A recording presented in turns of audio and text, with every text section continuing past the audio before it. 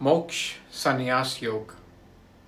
संजय उवाच इत्यहं वासुदेवस्य पार्थस्य च महात्मनः संवादमिमं श्रोष्य मतभुतं रोमहर्षणम्। अर्थात और इस तरह वासुदेव श्री कृष्ण और पार्थ के बीच होने वाले इस महान व अद्भुत संवाद को याद करके मेरा रोम रोम हर्षित हो रहा है। यह शब्द हैं उस सारथी संजय के जिन्हें स्वयं महामुनि वेद व्यास जी द्वारा दिव्य दृष्टि प्रदान की गई थी। इस तरह से श्रीमद् भगवद गीता का यह अमर कालांतर संवाद, जो कि हुआ तो भगवान श्री कृष्ण और अर्जुन के मध्य था, परंतु अपनी दिव्य दृष्टि के कारण जिसे संजय ने न सिर्फ साक्षात सुना अपितु भगवान कृष्ण का विश्व रूप भी साक्षात देखा। ऐसा उन्होंने श्रीमद् भगवद गीता के इस 696वें श्लोक में इसीलिए कहा क्योंकि यह अध्याय इस ज्ञान कुंड का, इस महाग्रंथ का अंतिम अध्याय है। इस अध्याय में आप देखेंगे कि अर्जुन कैसे अपने कुछ अंतिम प्रश्न पूछते हुए इस दिव्य संवाद के ज्ञान के माध्यम से प्राप्त उस अंतिम शांति का परिचय देते हैं तथा साथ ही साथ भगवान के समक्ष अपनी भक्ति को भी दर्शाते हैं। नमस्कार, मेरा नाम है निखिल और आप देख रहे हैं एक प्रयास। आप लोगों के प्रोत्साहन के साथ एवं आशीर्वाद के फलस्वरूप हम इस महाग्रंथ के अंतिम अध्याय तक पहुंच चुके हैं। तो बिना विलंब किए आइए शुरू करते हैं आज का यह वीडियो।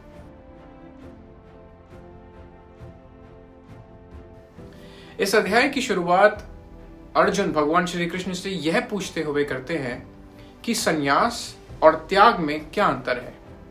साधारणतः हिंदी भाषा में कई बार संन्यास और त्याग इन दो शब्दों को एक दूसरे के पर्यायवाची के रूप में भी प्रयोग किया जाता है, पर इन शब्दों का सही अर्थ श्रीमद् भगवद गीता के परिप्रेक्ष्य में समझाते हुए भगवान श्री कृष्ण कहते हैं, किसी भी प्रकार की काम इच्छा द्वारा प्रभावित कार्य का त्याग ही संन्यास कहलाता है और अपने कार्यों के फलों का त्याग ही त्याग कहलाता है।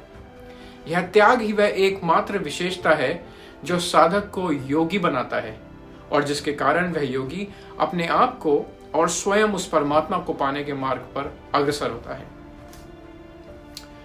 भगवान कहते हैं कि कुछ अज्ञानी इस तरह से तर्क करते हुए कहते हैं कि चूंकि यह संसार माया है, इसलिए इस संसार में होने वाला हर कार्य भी उस माया के अभिभूत होकर माया ही है, इसलिए त्याज्य है, अर्थात छोड़ने योग्य है।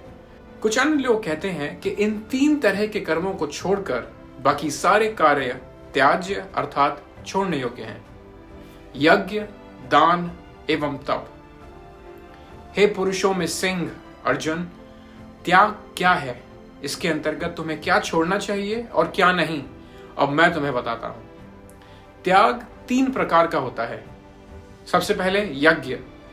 जैसे बाहरी यज्ञ में हम अग्नि में घी एवं अन्य पदार्थों की आहुति देते हैं, उसी प्रकार अपने अंदर ज्ञान की ज्योति या अग्नि में अपनी इच्छाओं, विकारों एवं लालच की आहुति देना त्याग का पहला प्रकार है। दान।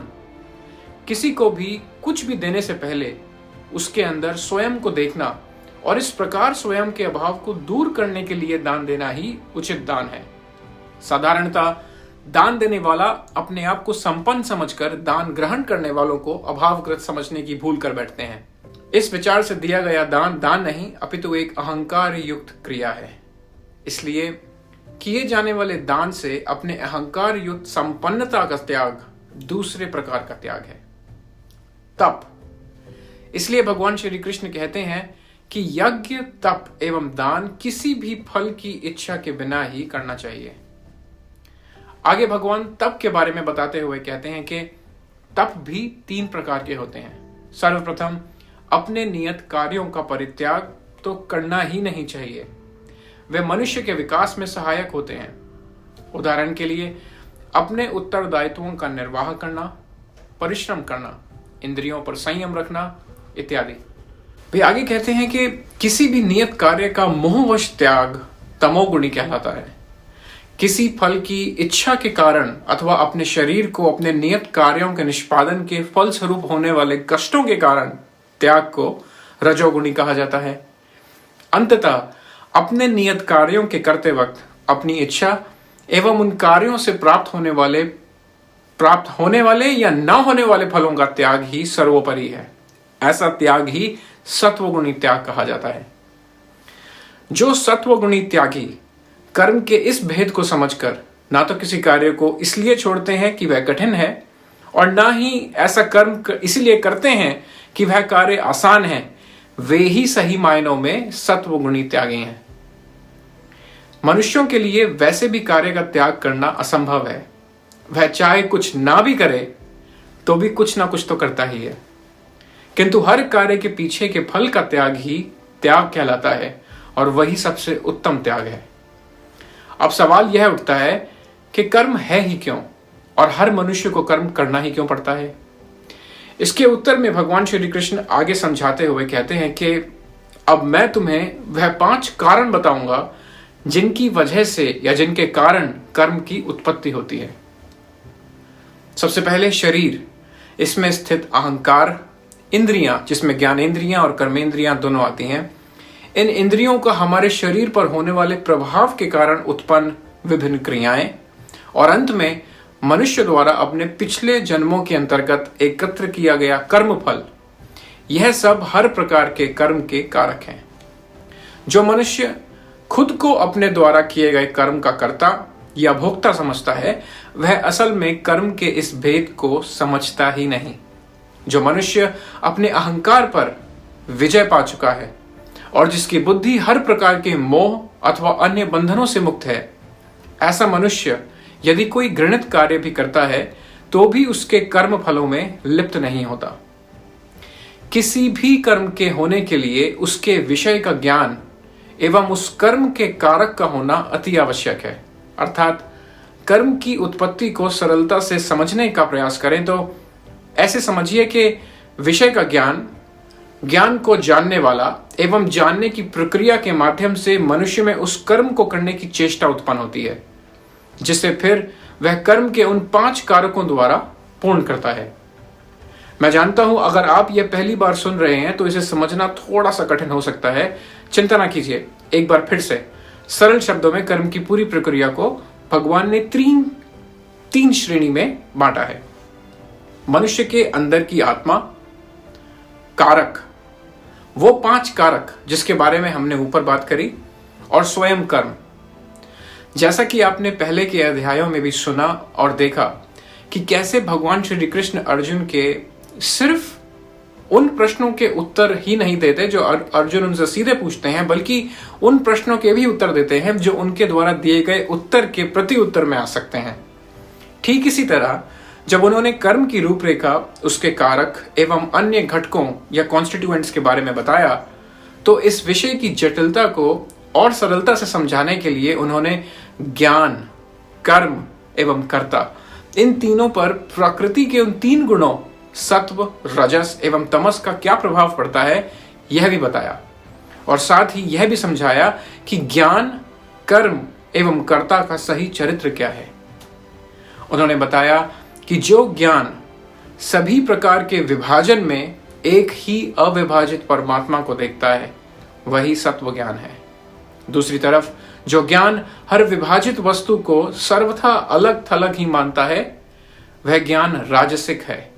और अंततः वह ज्ञान जो किसी भी प्रकार के कारण कर्म या परमात्मा में नहीं मानता, वह तामसिक ज्ञान है। इसके बाद वे कर्म पर प्रकृति के त्रय गुणों के प्रभाव के बारे में बताते हैं। वे कहते हैं कि ऐसा कर्म जो शास्त्रों में बताया गया हो, किसी फल की इच्छा से जो मलिन ना हो और जिसके पीछे किसी प्रकार का कोई मोह ना हो, ऐसा कर्म सात्विक कर्म कहलाता है। वहीं दूसरी तरफ ऐसा कर्म जो किसी फल की इच्छा से या जिसके पीछे अहंकार हो, ऐसे सारे कर्मों को राजसिक कहा जाता है। और अंततः ऐसा कर्म जो दूसरों के भले की परवाह किए बिना हिंसा का अनुसरण कर अपने नुकसान की भी परवाह ना किए हुए कि इसका क्या प्रभाव पड़ेगा हमारे जीवन पे, ऐसे कर्म को तामसिक कहा जाता है। यहां तक भगवान श्री कृष्ण ने अर्जुन को ज्ञान एवं कर्म की प्रकृति व उन पर प्रकृति के गुणों का प्रभाव क्या होता है इसको बताया। इसके आगे वे हर मनुष्य के अंदर के कर्ता, जो कर्म का साधन है, जिसके द्वारा वह कर्म पूरा करता है, उसके प्राकृतिक गुणों के बारे में बताया। वे कहते हैं कि कर्ता जो अहंकार से निवृत्त हो, जिसमें किसी भी प्रकार के फल को पाने या ना पाने की इच्छा ना हो, पर जो उत्साह और जोश से भरा हुआ हो, ऐसा कर्ता सत्वगुणी कहलाता है। ऐसा कर्ता जो मोह के वश में होकर फल की इच्छा से कोई भी कार्य करता है या करवाता है, अपनी हिंसक प्रवृत्ति, दुख एवं कलेश से प्रभावित होकर कार्य करता है, ऐसे कर्ता को रजोगुणी कहा जाता है। और अंततः ऐसा कर्ता जो अनुशासनहीन है, शठ है, आलसी है, कपट से भरा हुआ है एवं सदा निराश रहने वाला तथा जो हमेशा टाल मटोल करता रहता है, ऐसे कर्ता को तमोगुणी कहा जाता है। भगवान ने अर्जुन को कर्म के 3 घटकों अर्थात कॉन्स्टिट्यूएंट्स के बारे में बताया। इसके आगे भगवान ऐसे 2 और कारकों के बारे में बताएंगे जो न सिर्फ कर्म की प्रकृति को प्रभावित करते हैं, अपितु उनके होने या ना होने को भी। और वे 2 कारक हैं बुद्धि एवं धृति या दृढ़ निश्चय। उनके अनुसार ऐसी बुद्धि सात्विक है जो यह भलीभांति जानती है कि फल की इच्छा चाहने वाले मार्ग व त्याग वाले मार्ग में क्या अंतर है। वह यह भी जानती है कि कर्म और विकर्म में क्या अंतर है और किस तरह से मोक्ष बंधन से अलग है। ऐसी बुद्धि जो धर्म और अधर्म में भेद नहीं कर सकती या भेद करने में भ्रमित रहती है, जिसके कारण वह कभी धर्मयुक्त और कभी अधर्मयुक्त कार्य करती है और जिसके फलस्वरूप वह कर्म या विकर्म में भेद ही नहीं कर सकती, ऐसी बुद्धि को राजसिक कहा जाता है। और अंततः ऐसी बुद्धि जो यह जानते हुए भी कि वह जो कर रही है या करने जा रही है वह अधर्म है, अन्यायपूर्ण है, ऐसी बुद्धि तामसिक है। ऐसी धृति अर्थात दृढ़ निश्चय सात्विक है, जो अपने लगातार प्रयास से मनुष्य के मन, प्राण एवं इंद्रियों को योग के माध्यम से नियंत्रण में रखने की क्षमता रखता है। ऐसी धृति जो फल की कामना के कारण व भौतिक वस्तुओं के साथ अपने मोह के कारण धार्मिक कार्यों व अन्य कार्यों में संलग्न रहती है, ऐसी धृति राजसिक कहलाती है। और अंततः ऐसी धृति जिसके फलस्वरूप मनुष्य सदा आलस, ज्यादा सोने, भय, शोक, निराशा एवं नशे में रहते हैं, ऐसा दृढ़ निश्चय तामसिक कहा जाता है।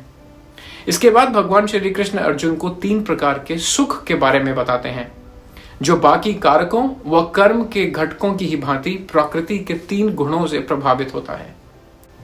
साथ ही यह भी बताते हैं कि मनुष्य किस प्रकार एक आत्मिक एवं चिरस्थायी सुखों की प्राप्ति कर सकता है, जिसे पा लेने के बाद वे अपने दुखों के अंत तक भी पहुंच सकते हैं। ऐसा ज्ञान जो शुरुआत में विष के समान अर्थात अपने साथ परिश्रम लाता है, पर बाद में जो बहुत सुख देता है, ऐसा सुख सात्विक कहा जाता है। यहां भगवान का अभिप्राय ध्यान अथवा मेडिटेशन से है। जिस प्रकार किसी भी नए या इनएक्सपीरियंस्ड योगी को शुरुआत में बहुत मेहनत या परिश्रम करना होता है, पर एक बार जब वह अपने आत्मज्ञान में स्थित हो जाता है, तब जिस सुख की प्राप्ति या अनुभूति वह करता है, उसे शब्दों में विस्तार से बता पाना संभव नहीं।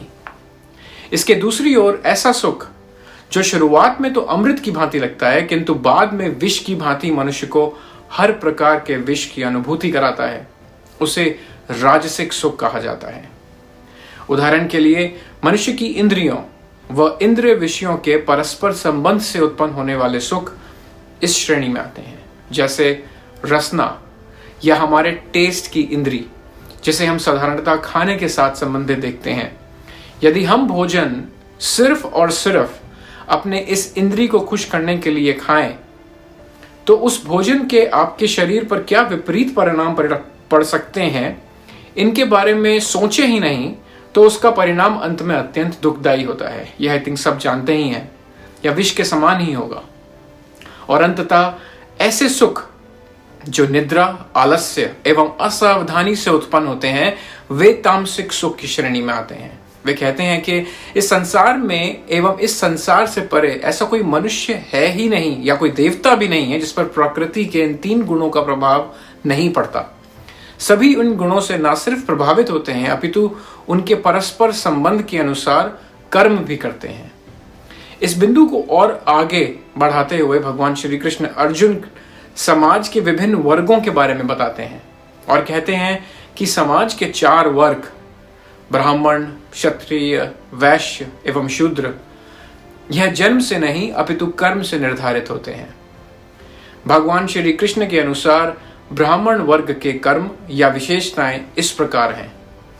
शमो दमः तपः शौचम क्षान्तिर्राजरवमेव च ज्ञानम विज्ञानमास्तिक्यम ब्रह्म कर्म स्वभावजम्। अर्थात क्षमा, इंद्रियों पर नियंत्रण, अनुशासन, शुद्धता बाहर की एवं भीतर की, सत्यनिष्ठा, ब्रह्म का ज्ञान, विवेक तथा परमात्मा में अटूट विश्वास, यह सब ब्राह्मण के गुण हैं। इसके आगे क्षत्रिय वर्ग के गुणों के बारे में बताते हुए कहते हैं कि शौर्यम तेजो धृतिर्दाक्षयम युद्धे च अप्यपलायनम दानम ईश्वर भावश्च क्षात्रम कर्म स्वभावजम्। अर्थात शूरवीरता, मुख पर तेज, दृढ़ संकल्प, युद्ध में अपने शत्रुओं को हराने की प्रबल इच्छा के साथ युद्ध से कभी पलायन न करने की समझ, इसके साथ साथ दान देने में उदारता, समय पड़ने पर नेतृत्व करने की क्षमता, यह सारे गुण एक क्षत्रिय के हैं जो रण में अपने शत्रुओं से युद्ध करता है और रण के बाहर युद्ध की तैयारी, ठीक उसी तरह जैसे एक मनुष्य अपनी इंद्रिय रूपी शत्रुओं से लड़ता है और उन्हें नियंत्रण रखने में सफल होता है। इस तरह से भगवान ने अर्जुन को समझाया कि क्षत्रिय गुणों के मनुष्यों में सत्व के साथ साथ रजस गुण भी ज्यादा प्रभावी होता है। इसके आगे भगवान श्री कृष्ण कहते हैं कि कृषि गोरक्षेवा वाणिज्यम वैश्य कर्म स्वभावजम् परिचार्यात्मकम कर्म शूद्रमपि स्वभावजम्। इसके आगे भगवान श्री कृष्ण अर्जुन को वैश्य और शूद्र वर्ग के लोगों के बारे में बताते हैं। वे कहते हैं कि वैश्य समुदाय के मनुष्य कृषि, गौरक्षा तथा अन्य कई प्रकार के व्यवसायों में लगकर न सिर्फ अपना बल्कि समाज के अन्य मनुष्यों की भी सहायता करते हैं।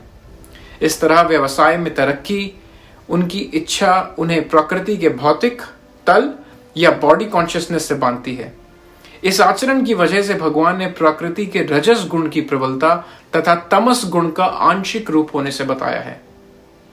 इसके आगे भगवान कहते हैं कि शूद्र वर्ग के लोगों में दूसरों की सेवा के गुण की प्रबलता होती है।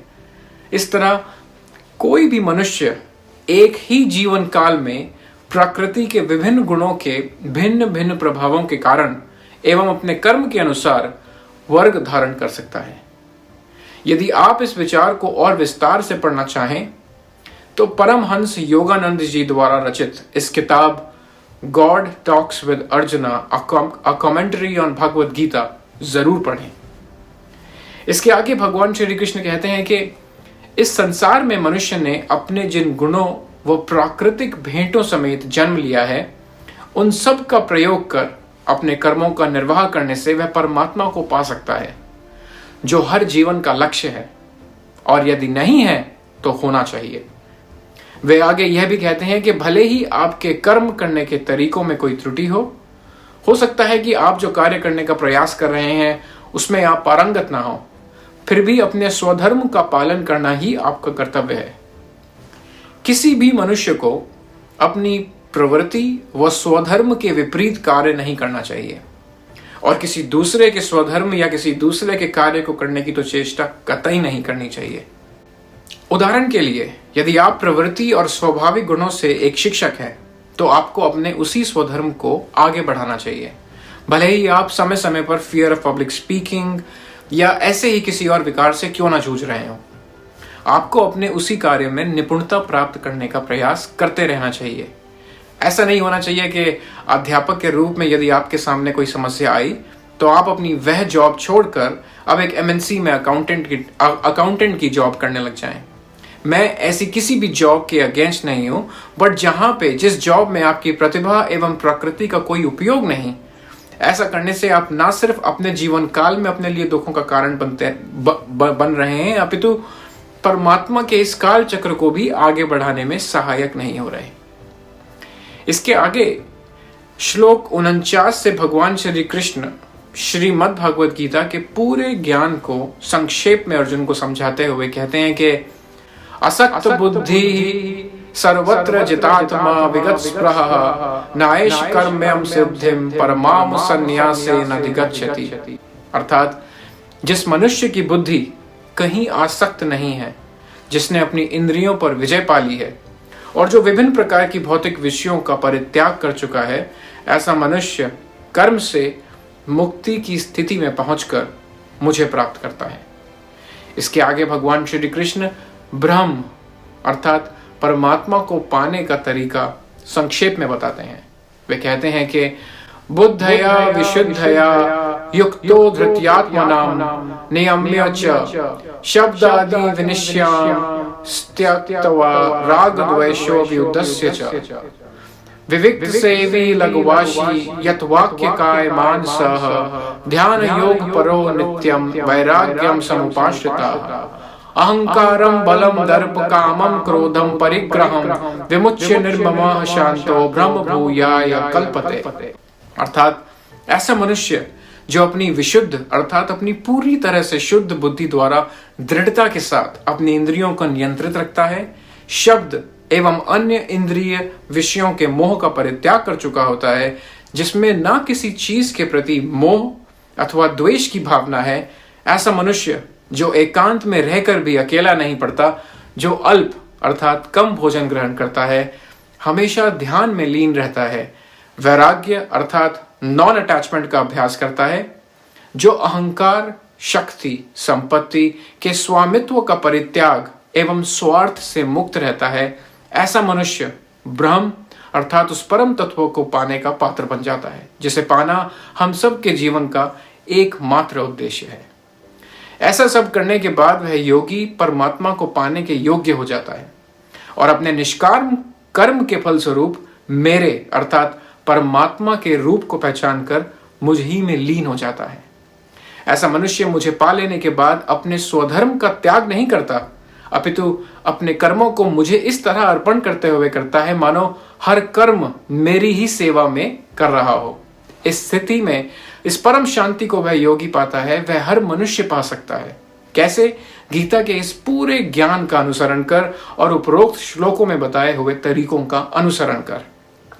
इसलिए तुम भी मेरे इन शब्दों के अनुरूप अपना कर्तव्य कर मुझे अर्पित करो और बिना डरे वो कर्म करो जिसके लिए तुमने जन्म लिया है। इस प्रकार भगवान श्री कृष्ण अर्जुन को एक अंतिम बार यह चिरंतन ज्ञान देते हुए प्रोत्साहित करते हैं और कहते हैं कि यह ज्ञान जो आज मैंने तुम्हें दिया है, यह गुह्य से भी गुह्यतर है। इससे तुम जैसा ठीक समझो वैसा समझकर कर्म करो। इसे सुनकर अर्जुन कहते हैं कि नष्टो मोह स्मृतिर्लब्धा त्वत्प्रसादं मया च्युत स्थितोऽस्मि गत संदेह करिष्ये वचनम तव। अर्थात हे प्रभु, मेरा मोह नष्ट हो गया है और ऐसा लग रहा है मानो मैंने अपनी स्मृति वापस पा ली है। मैं ज्ञान में स्थित हूं, सारे संशयों से मुक्त हूं और आपके द्वारा बताए गए मार्ग पर चलने के लिए एकदम तैयार। ऐसा सुनकर संजय महाराज धृतराष्ट्र से बोले, इत्यहं वासुदेवस्य पार्थस्य च महात्मनः संवादमिमं श्रौषम अद्भुतम रोम हर्षणम। और इस तरह मैंने महर्षि वेद व्यास जी द्वारा प्रदान की गई इस दिव्य दृष्टि के माध्यम से यह अद्भुत एवं महान संवाद सुना जो भगवान श्री कृष्ण और अर्जुन के बीच हुआ। मैं इस पूरे संवाद को याद कर एवं भगवान श्री कृष्ण के विश्व रूप का स्मरण कर इस तरह प्रसन्न हो रहा हूं मानो मेरा रोम रोम हर्षित हो रहा है।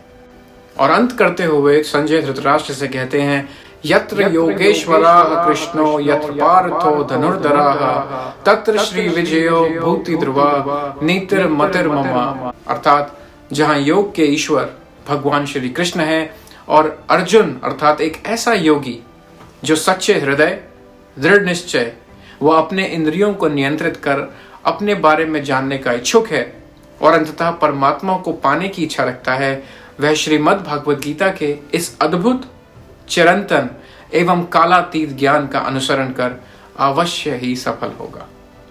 ओम तत्सत। मैं आप लोगों का बड़ी ही विनम्रता एवं आदर सहित धन्यवाद करना चाहता हूं कि आप लोगों के प्रोत्साहन, प्रतिबद्धता एवं प्रेम के कारण मैं इस पहल और इस प्रयास को इस मंजिल तक पहुंचा पाया। आप लोगों के सहयोग के लिए बहुत बहुत धन्यवाद। अपने कमेंट्स, अपना फीडबैक, अपने प्रश्न प्लीज़ हमें ज़रूर भेजें ताकि हम उन क्वेश्चंस, उन प्रश्नों को ले सकें और अपने आगे के कार्य को आगे बढ़ा सकें। आपका दिन और आपका जीवन शुभ हो। धन्यवाद।